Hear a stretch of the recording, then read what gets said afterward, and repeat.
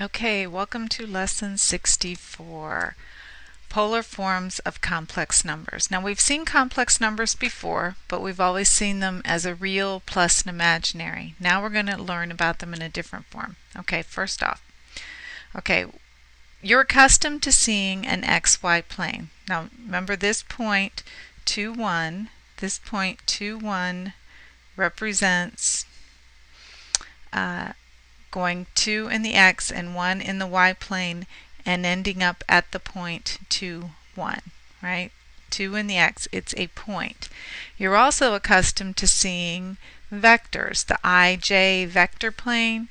2 in the I vector plus 1 in the j vector means that you're going square root of 5 at an angle of 27 degrees. So this is a point, this is a vector. Well, now something new is the real imaginary plane. Well, in the real plane, this represents the horizontal axis represents the real, the vertical axis represents the imaginary.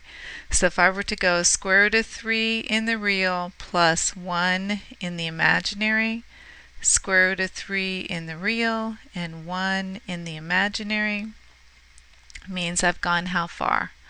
I've gone 2, that distance of 2, and then this angle is going to be 30 degrees.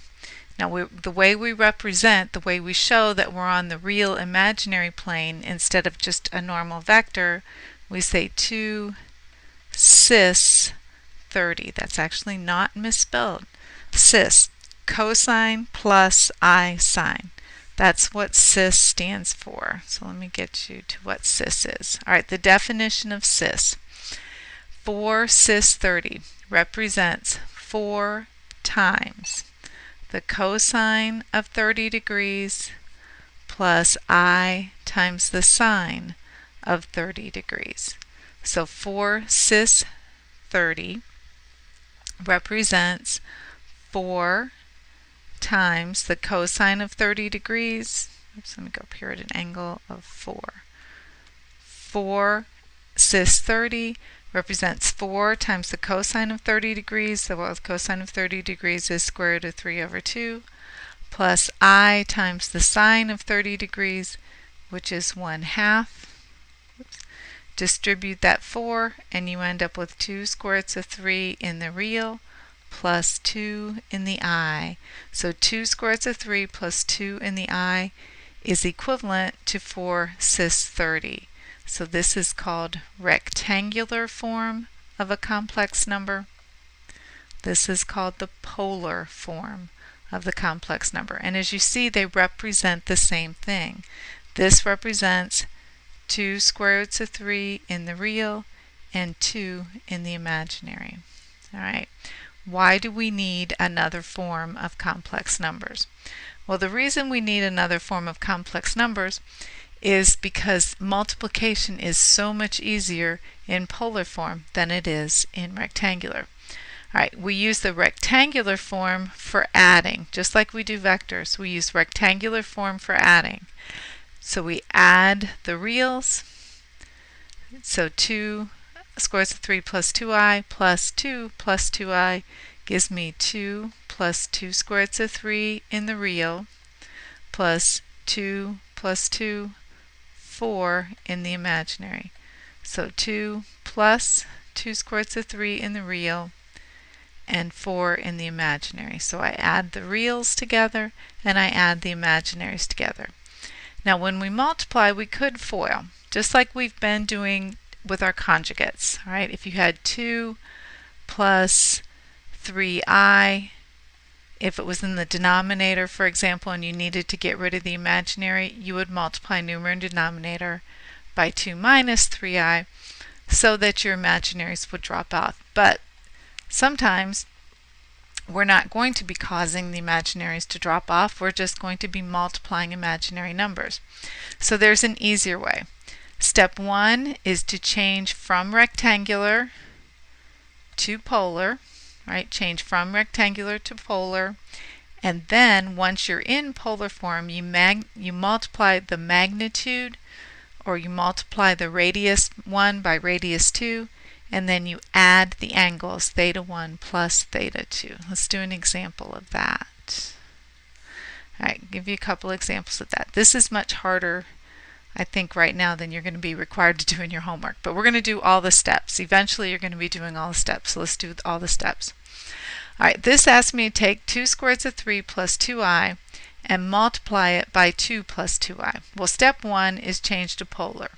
All right, I recognize these should be triangles that you know right off the bat, but we're going to show you all the steps so that if you don't recognize something, you're not stuck with no way to proceed. All right, so 2 square roots of 3 in the real, this way, and 2 in the imaginary. How do I find the length of this vector?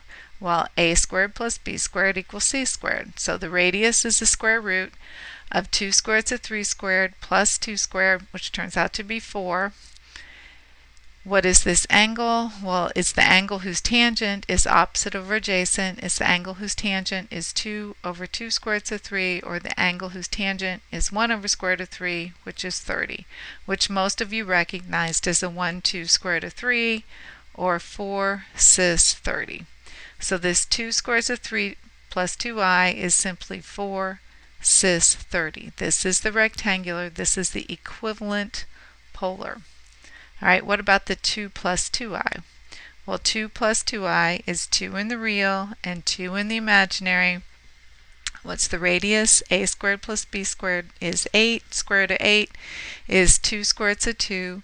What angle has a tangent of 2 over 2? What angle has a tangent of positive 1 in this quadrant? That's 45 degrees. So 2 square roots of 2 cis 45. So this becomes 4 cis 30 times 2 square roots of 2 cis 45. How do I multiply these? I multiply the radiuses. I multiply the magnitude. So 4 times 2 is 8 square roots of 2. And then I add the vectors.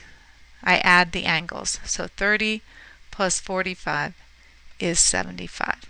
So this turns out to be 8 square roots of 2 cis 75. Your textbook has an example where it took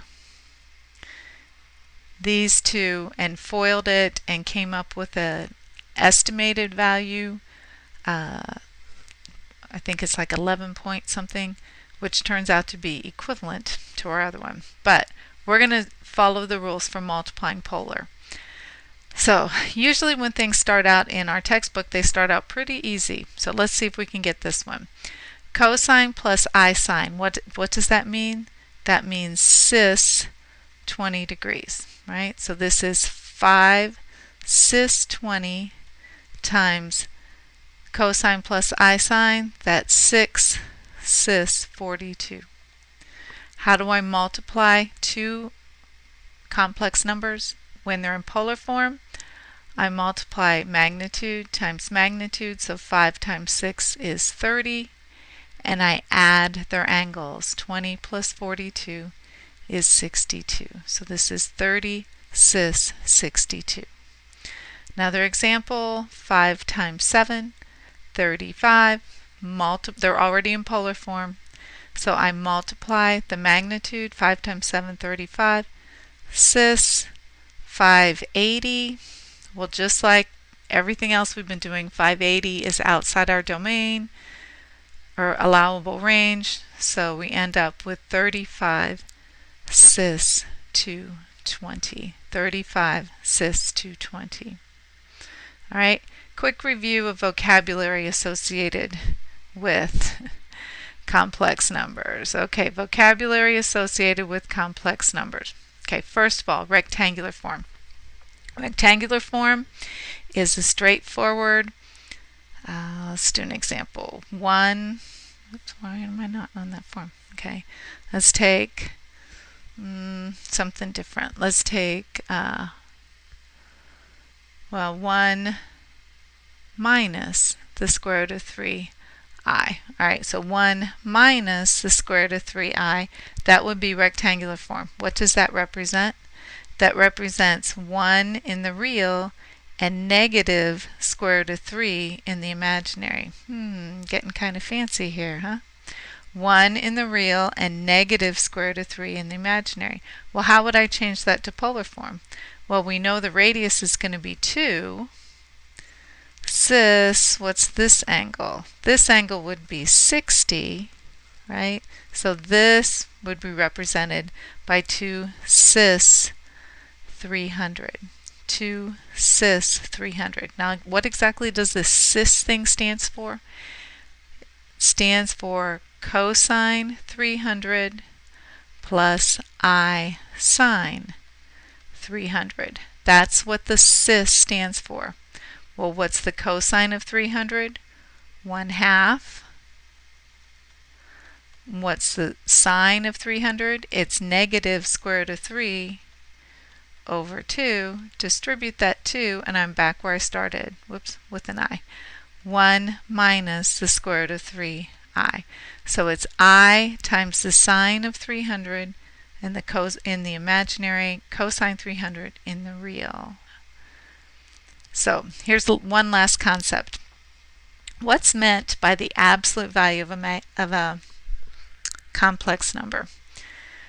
So you might be surprised to find that the absolute value of -1 in the real minus the square root of 3i in the imaginary is 2. How can that be?